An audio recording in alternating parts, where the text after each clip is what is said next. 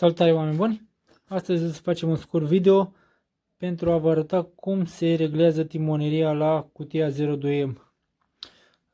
Motorul în cazul de față este un PD130, un ASZ și cutia este 6 trepte 02M 4. Cele cu tracțiune față sunt la fel, așa că nu este nicio diferență.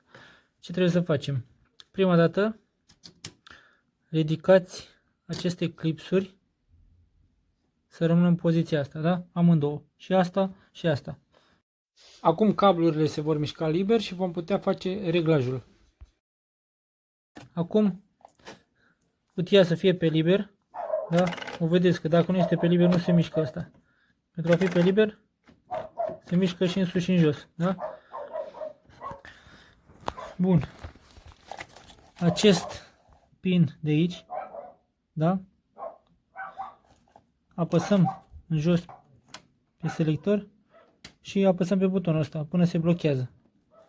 După cum vedeți, este blocat. Acum mergem în interior. Desfaceți la schimbător manșonul de cauciuc și aveți nevoie de acest cui de 6 mm, nu știu exact cum să-i zic. Asta este cumpărat într-un kit cu boxile pentru timonerie și a fost cumpărat de la Diesel Geek. Acesta este un cui de 6 mm, nu știu, o să găsiți probabil și altceva, probabil un cui sau altceva, nu trebuie neapărat să aveți chiar chestia asta. Ideea care este? Vă trebuie chestia asta cât mai fixă, adică cât mai apropiată de 6 mm sau chiar 6 mm. Trebuie pusă pe asta și pe asta, pe aceste două găuri, da? Acum, cum vedem, schimbătorul nu se mai mișcă. Se mișcă decât din aceste bucși, da? Jocul normal. Bun, când ăsta este fix aici, mergem afară din nou și acum o să dăm drumul la aceste chestii. Da? Și la asta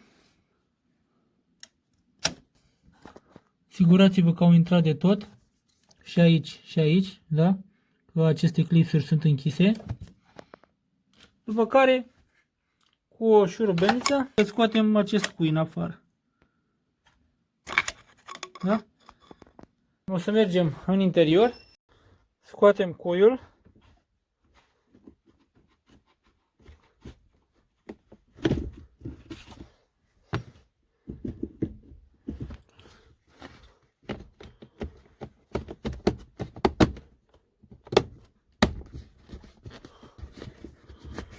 Da? A întâia, a doua, a treia, nu este ambreiajul, l-a apăsat și de asta merge mai greu. A patra, 5 și 6. Și mașalier. După cum vedeți, acum o să se miște liber. Da? Așa se face reglajul la 02M.